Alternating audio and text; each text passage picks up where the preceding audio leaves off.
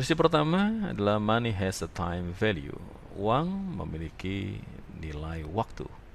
Rp1 yang kita terima hari ini lebih berharga dibandingkan dengan Rp1 yang akan diterima di masa yang akan datang. Tentu saja logika ini sangat sederhana. Kalau Anda saya tawarkan, saya berikan penawaran untuk menerima uang 1 juta rupiah hari ini, atau 1 juta rupiah katakanlah 10 tahun yang akan datang, kira-kira mana tawaran yang akan Anda terima? Apakah 1 juta rupiah hari ini, ataukah 1 juta rupiah 5 tahun yang akan datang? Kita dapat menginvestasikan Rp1 yang kita terima saat ini untuk mendapatkan imbalan bunga atau return, sehingga di masa yang akan datang kita akan memiliki uang lebih besar dari Rp1. Prinsip yang kedua adalah there is a risk return trade-off. Ada trade-off, pertukaran antara risk dan return. Mengenai materi tentang risk dan return ini akan dibahas dalam 2 chapter di chapter yang akan datang, karena memang manajemen keuangan lebih banyak berbicara tentang risk and return. Kita tidak akan mengambil tambahan risiko kecuali kita mengharapkan adanya tambahan imbal hasil atau returns. Artinya setiap orang, termasuk manajer keuangan, tidak akan berani untuk mengambil satu risiko atau tambahan risiko kalau memang atas apa yang dia ambil tadi tidak akan mendapatkan atau tidak mendatangkan sebuah tambahan imbal hasil atau returns. Semakin tinggi risiko, semakin tinggi pula imbal hasil yang diharapkan. Perhatikan bahwa imbal hasil yang diharapkan atau biasa disebut dengan expected return bisa saja tidak sama dengan tingkat imbal hasil yang terrealisasikan atau realized rate of returns. Apa itu expected return dan apa itu realized rate of returns akan dibahas pada chapter berikutnya. Prinsip yang ketiga adalah cash flows are the source of value. Arus kas merupakan sumber nilai. Profit adalah suatu konsep akuntansi dan digunakan untuk mengukur kinerja suatu bisnis. Sedangkan arus kas adalah jumlah kas yang secara aktual terjadi di dalam bisnis. Konsep ini ingin memberikan gambaran bahwa ada satu perbedaan cara pandang antara akuntan yang menggeluti bidang akuntansi dengan manajer keuangan yang menggeluti manajemen keuangan. Akuntan lebih cenderung akan melihat profit menggunakan accrual basis. Artinya profit bagi para akuntan itu tidak identik dengan arus kas. Berbeda halnya dengan manajemen keuangan. Manajemen keuangan lebih fokus kepada arus kas dibandingkan dengan profit, di mana profit yang terdalam dalam keuangan kita tahu tidak relevan atau tidak terkait dengan jumlah uang yang ada. Sangat dimungkinkan bagi suatu perusahaan untuk melaporkan profit namun tidak memiliki kas. Ini yang tadi saya sampaikan bahwa antara profit yang tersaji dalam laporan keuangan atau laba atau income, net income, tidak relevan atau tidak berkaitan berhubungan langsung dengan kas.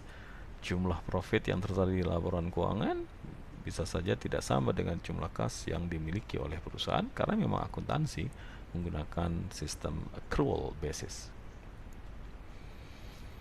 Ada istilah incremental arus kas, dan ini juga akan dibahas di chapter berikutnya.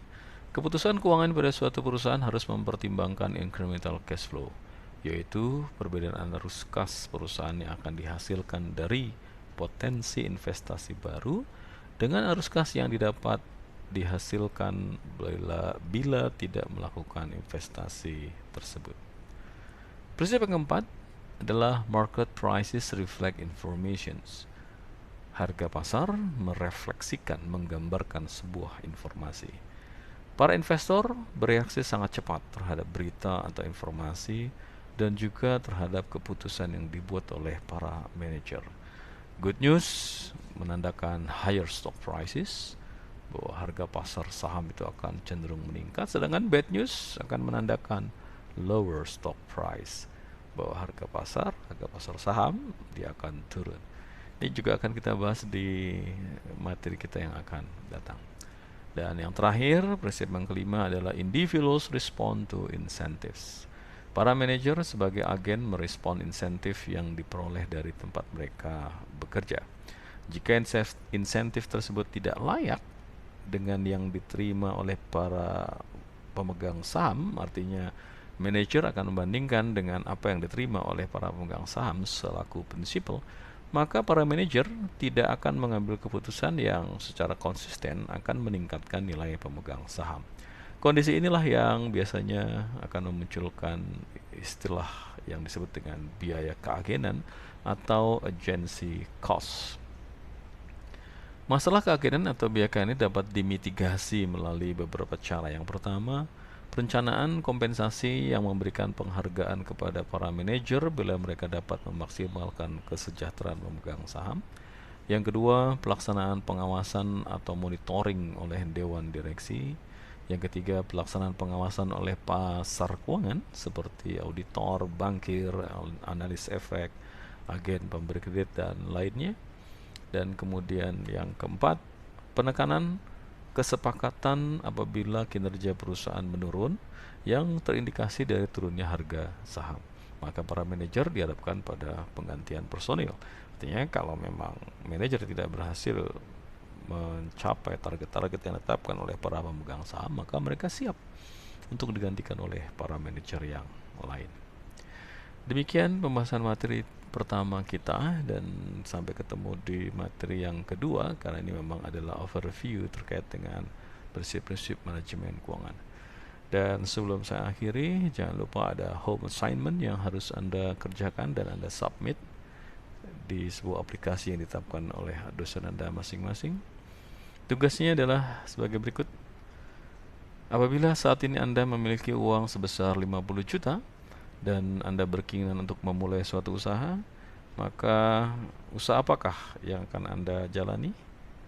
Dan kemudian uraikan apa saja yang akan Anda lakukan terkait dengan kegiatan tersebut, khususnya dalam pengelolaan keuangannya. Silakan Anda buat semacam karangan, jadi pandangan atau pokok pikiran Anda kalau Anda dihadapkan pada pertanyaan ini. Bebas saja, Anda silakan gunakan berbagai referensi karena ini adalah materi awal sebelum Anda mempelajari manajemen keuangan secara detail. Demikian, sampai bertemu di chapter berikutnya.